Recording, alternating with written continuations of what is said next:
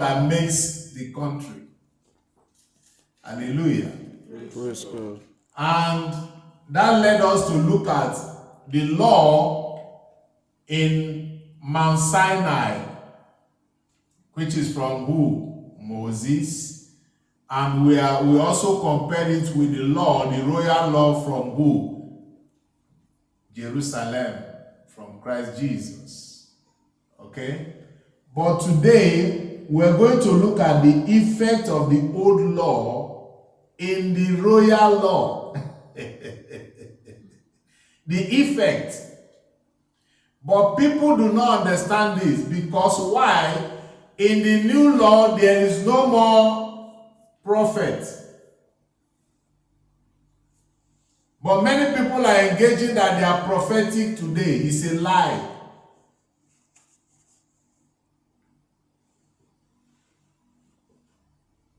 You see, religion has done so much harm to mankind. Religion and politics, that's the only problem the world has.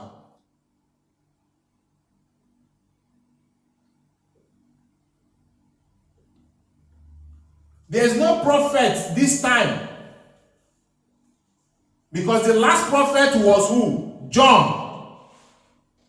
But people are still taking the office, I'm a prophetic, I'm this and that. They are all just deceiving you.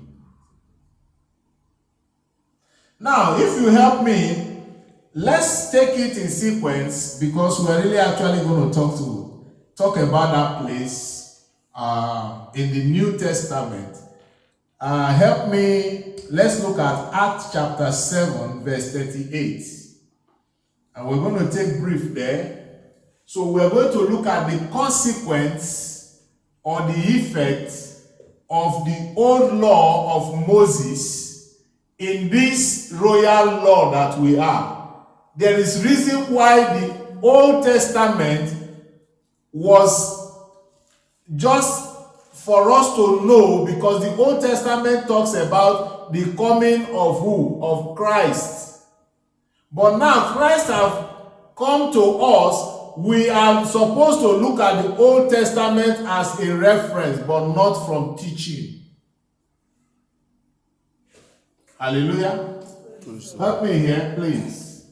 He said, this is he who in the assembly in the wilderness desert was the go-between for the angel who spoke to him on Mount Sinai, and our forefathers, and he received living oracle. That's the word of God then. Living what? Oracle, because the word of God is living. But the word of man is dead. Praise the Lord. Amen. And many of us today, the dead are the one ruling the living. Because democracy is an idea of a dead man now. Plato and Socrates. They initiated the word democracy from the word democrat. We see now that in the philosophy of the man, those men who have died are the one that the living are living in order. But they never die for you. They all die their own death. He said, and he received the living oracle, word that still live, to be handed down to us. Because the word of God is transferable. It's supposed to be transferred from generation to generation. But now, since this generation have lost it, what are you going to give to your own generation? Your children that you are raising, stealing because of them today, what are you going to hand over to them?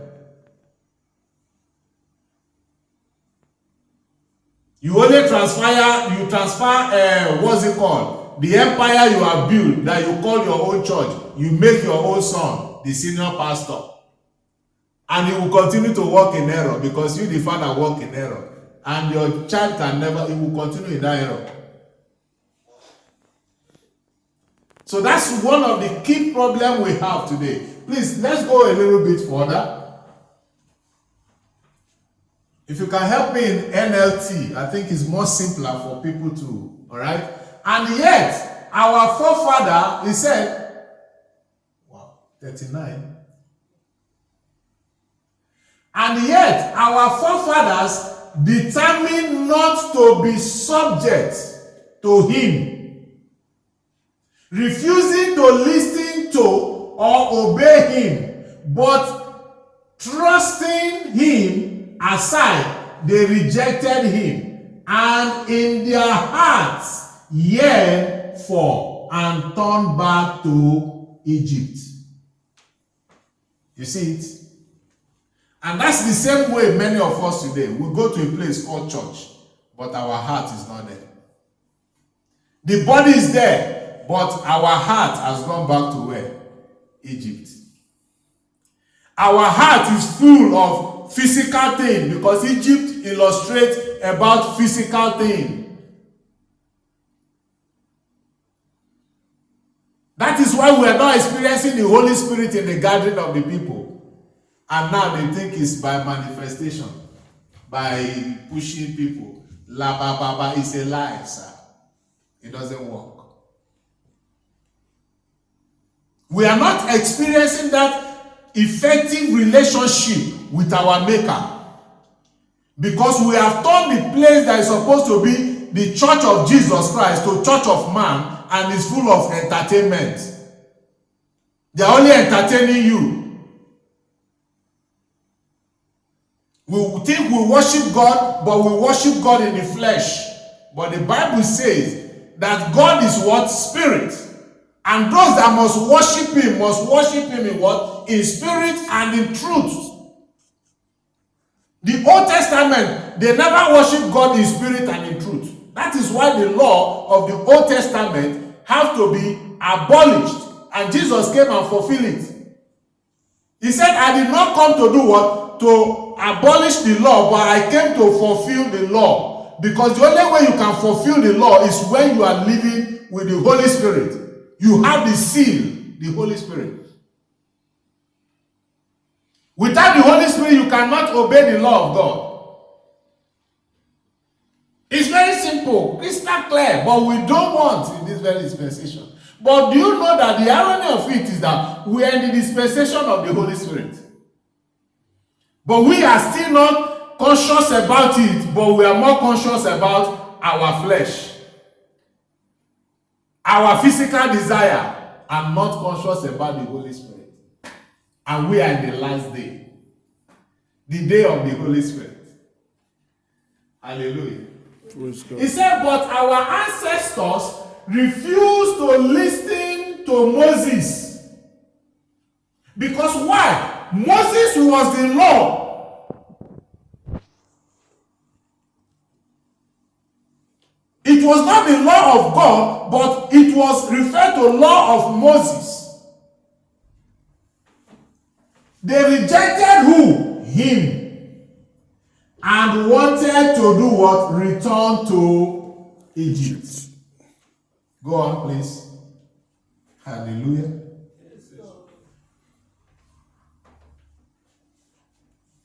They told Aaron, make us some gods who can lead us, for we don't know what has become of this Moses. You see how they refer Moses? This. Who brought us out of Egypt? You see now that they never saw that it was God who brought them out of Egypt. But they were looking at who? Moses. And that's the same way today. Many people do not see God even in their secret place because they want to go to where they will see who? Their pastor. They want to go to mountain. Why God is just right there in the corner of their room. Because we are living in this dispensation, instead of spiritual, we are living still in the physical. Hallelujah. Go on, please. We'll take it a little bit. So they made an idol shaped like a calf. You see, all what they learned from Egypt was an image. And that is what we are doing in this dispensation. We are worshiping image. We are worshiping the picture that Jesus is not in the picture, made with human hand, and they said he's white man. So that means Christ is not in you. Because I've never seen an image of black man they call Christ or they call Jesus. It's always white people. So which God are you worshiping? You see that they make an altar and they put picture. But the Bible says, let us make man in our own image and after our likeness, and let them have dominion. As you are seeing me, I'm Christ-like. I look like God. Because he cannot lie. So why are we now erecting only picture of white people? And you said it's Jesus. The way you look, that is the way God looks. The day you have that in your subconscious mind, you begin to function the way God functions. But you see a lot of people today, they want to turn up to be like white people. Because they have in their mind, they believe that God is white. But in the image of God, there is no color, sir. There is no color. There is neither white nor black because it doesn't even exist. When I went to school, you taught me that this is white. Is it true? Have you ever seen a man like this? Okay. And you taught me that this is black. Have you ever seen a man like this? Okay, so we went to wrong school. We need to come back to the right school. Because in the nature of God, there is no male nor female. You separate them. They were all made in one image. In one spirit. Neither there is color, nor black, nor yellow, nor green in the image of God. Hallelujah. Praise God. He says, so they made an idol shaped like a calf. Now today, people don't know that many people are worshiping idol. But the only thing is what they have erected. Anything you put before God becomes an idol. Anything that comes first in your life before God is an idol. Money is an idol in the synagogue of Satan today. The church, the Christian church today, money is an idol to them. Because if money is an idol to your pastor, so money is going to be an idol to you. It is whatever your pastor worships, that is what you are going to worship. The Bible says you cannot be greater than who? Than your master. That is why you see them today. Money, money, money, money. Everything they talk about is money, tithe and offering. They never talk about your salvation. Because the one that is talking is not even saved. How can they bring salvation to you? And we're celebrating them. But the Bible says that a man that does not have the Spirit of God is already a dead man. So he sees a moving corpse. And you are celebrating moving corpse. Because he doesn't have spirit. If he die, he ends there. Hallelujah. Praise God. And they sacrificed to eat and celebrated over these things they had made. You see, we always celebrate what we make. That's why they build a place called church. They celebrate. Oh, look at the magnificent story we have built. But the Bible says, God said himself that he will not live in a house where man uses his hand to build. Because we don't read the Bible. It's all there in the Constitution. Go on. Hallelujah. Then God turned away from them and abandoned them to serve the star of heaven and their gods. Look at. You see God turn away. And it's happening here this time. God has turned away from this generation because we're not prepared. We are not prepared. The Bible says that God forgive the ignorant of the past, but this time, God, there's nothing. Everybody is supposed to repent. Repent does not mean you change your plot. Repent means change your mind, your old information. For this new information, you cannot bring your old mind into the new information. That is why the kingdom was not preached in the old law, but the kingdom was preached in the new law. And before the kingdom was preached, he said, repent for what? The kingdom of heaven has arrived. You cannot enter the kingdom of heaven with your religious mind. Because every one of them were all religious. Even through the time of Jesus Christ, they were all religious. Hallelujah. Praise God. Then God turned away from them, please. Who turned away? Help me. Who turned away? So whatever you think you are doing, God might not be involved. Because God will not tell you I'm not involved, because it's only the constitution that will tell you that God is not involved in what you are doing. But they come here and say, glory be to God, praise the Lord. Which God are you praising? You are praising your own God. Because look at it here. He said, and abandon them to serve. To do what? To serve. So many people go to a place, Sunday service, so I'm going to service. They are going to serve what? Their man-made image. And he said, the stars of where? Heaven. And they are what? Gods. In the book of the prophets, it is written, was it not to me you were bringing sacrifices and offerings during those 40 years in the wilderness, Israel? God put a question to them.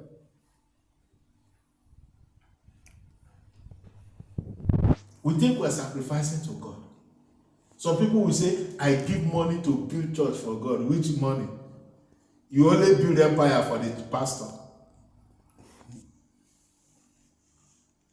You are only spending money for the pastor. And the pastor will give you accolade. They can give you medal. Or they can give you certificates of the highest donor. It's not God. The money that you defrauded somebody and you said you are giving to God, the money that belonged to a community of people for you to build something for them, you siphoned the money yourself and you said you are giving to God. It's not God you are giving. You did a business with somebody when you are supposed to share it according to how you plan it. You sidetrack the money to yourself and you said you are building for God. It's not God. God cannot take fraudulent money. It's not God you are giving. God said, if your brother is hungry, bring food to the table. He did not say go and build cathedral. Those who are contributing the money to build that massive church, they don't have food to eat. But you are living comfortably. Your food, your storehouse is full of food. But in the storehouse of God, there's no food. Who is doing who? Praise the Lord. Hallelujah. Go on. You say hallelujah. Praise the Lord. Our Lord is so rich. Our Lord is fighting to praise his name. Because his bank account is smiling. While you are there crying, what are my children going to eat today? He doesn't care about that. Come and give bountiful offering. Mama, come and give bountiful offering. For our God love a cheerful giver. They use that one to brainwash you. They are not giving back to you, but they are receiving from you. And every year you see them changing car, even riding on convoy. And they tell you God is good. They wave you, hey, hello brother, but it's a part of your money. Scam. Wise up. No! You carried your pagan gods, the shrine of Molech, the stars of your god, Rephan, and the images you made to worship them. You see what they worship today. But they tell you that they are worshiping God. How can you go to a place where they say they are calling God, but the pastor is into occultic? is using magical power for people, and you say you are worshiping God. Which God is there? Help me, please, help me. Somebody is using crowd puller, went to do charm for crowd puller, and you are there jumping up and down, shaking your head like redneck lizard. Pray, pray, pray, pray, pray, pray. Your head want to pull off.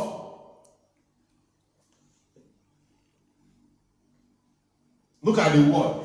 He said, no, you carried your pagan gods. Who is a pagan? That's the question. A pagan is not someone who does not go to church. A pagan is the one who runs after physical things. Jesus talked about it in Matthew chapter 6. That is pagan. Those who run after physical things, they are pagans. So many people go to a place that is called pagan gathering because it's not spiritual.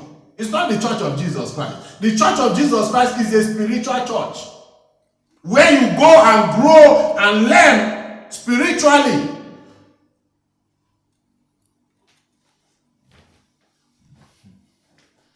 Wow. He says, so I will send you into exile as far away as Babylon. You see the reason why? That's why we can shout even in our physical death suit country that the hardship is so much. And the hardship have not started because we refuse to obey God. We are doing our own will and we think we are doing good. Hardship have not started. How much is bag of garri? It has not started. It's part of punishment for disobedience. Where people use people's blood just like pure water. And you think God is not seeing.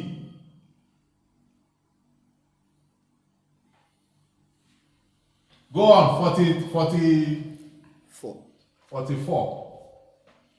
Our ancestors carried the tabernacle with them through the wilderness. It was constructed according to the plan God had shown to Moses. You see the tabernacle, that is the ark of God. God was the one who is the architect. It was not Moses.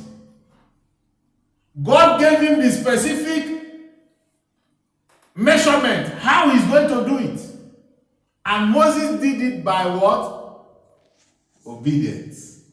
He followed this prototype, the physical thing God said, do it the same way it is. But today, somebody will just wake up. God has called me. He's the one who called God. Because God has called him, it's about his belly. His belly who called him, is not God. And anything he talk about is money. Anything he ever talks about, there's no way he will ever talk about anything. Money must come into it. Come and pay tithes. Come and give prophetic offering when there's no prophet in this time. Can you imagine? Sir, no, imagine when there's no prophet in this time. The last prophet is John. There's no prophet this time. And they said, they are telling people, come and pay prophetic. Prophetic to who? Who is the prophet now?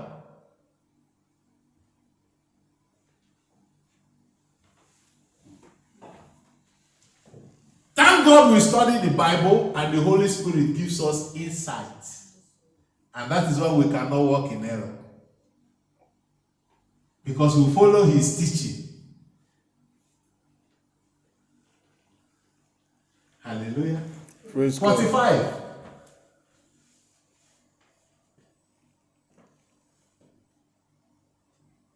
Years later, when Joshua led our ancestor in battle against the nation that God drove out of this land, the tabernacle was taken with them into their new territory, and it stays there until the time of King David. You see it? It stayed there until who? The time of King David. Because it's for a reason.